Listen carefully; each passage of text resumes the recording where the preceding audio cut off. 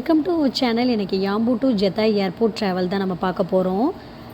நாங்கள் இப்போ தேர்ஸ்டே கிளம்பி நைட்டு போயிட்டுருக்கோம். ஃப்ரைடே மார்னிங் வந்து ஃப்ளைட் லேண்ட் ஆகுது. இந்தியாவிலேருந்து அம்மா வராங்க. நைட் ட்ராவல்னாவே ரொம்ப டயர்ட்னஸ் தெரியாது. ஜாலியாக மூவி பார்த்துட்டு ஸ்நாக்ஸ் சாப்பிட்டுட்டு போயிட்டுருக்கலாம். நாங்கள் தேர்ஸ்டே கிளம்புனதால தேர்ஸ்டேனாவே ஃப்ரீ டே. இங்கே சவுதியில் தேர்ஸ்டே ஃப்ரைடேனாவே களை கட்டும். ஏன்னா எந்த ஷாப்பும் க்ளோஸ் பண்ண மாட்டாங்க. 2 மணி வரையும் இருக்கும்.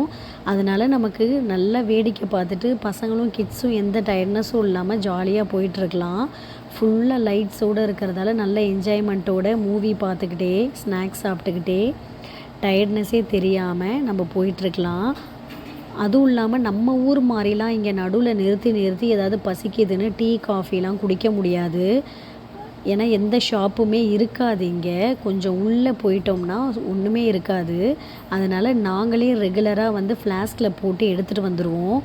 அதை வந்து ஃபேமிலியோடு இப்படி குடிக்கிறது ரொம்ப என்ஜாய்மெண்ட். ஜெத்தா ரீச் ஆயாச்சு. ரீச் ஆனதும் மாலுக்கு அது போகலாம். ஏன்னா எங்களுக்கு நிறைய டைம் இருந்தது. ஏன்னா விடிய காலில் தான் ஃப்ளைட் வந்து லேண்ட் ஆகிறதால நிறைய பிளான் வச்சுருந்தோம். சரி கொஞ்சம் இடம் பார்க்கலாம் அப்படின்ட்டு. ஆனால் ரொம்ப லேட் ஆகிடுச்சு. நாங்கள் வந்ததே இங்கே ஜெத்தா வந்ததே 12:30 ஆகிடுச்சு.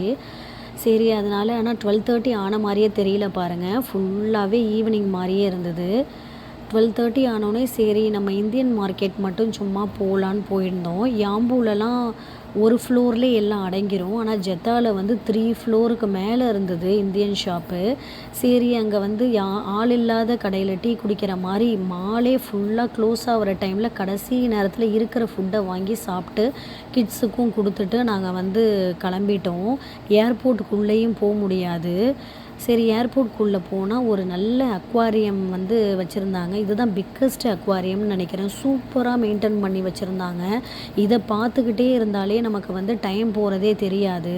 ஃபைனலாக அம்மா வந்துட்டாங்க. இது ரொம்ப எமோஷ்னலான மூமெண்ட் எங்களுக்கு. ஏன்னா அவங்க ரொம்ப ஆசைப்பட்டாங்க. தனியாக வேற வந்திருக்காங்க. எப்படி வருவாங்கன்னு பயந்துக்கிட்டே இருந்தோம். ஆனால் சேஃபாக அவங்க வந்து தனியாக வந்துட்டாங்க.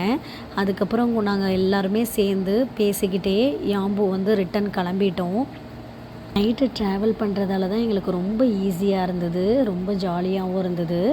இந்த வீடியோ பிடிச்சிருந்ததுன்னா மறக்காமல் சப்ஸ்கிரைப் பண்ணி வச்சுக்கோங்க. தேங்க்ஸ் ஃபார் வாட்சிங்.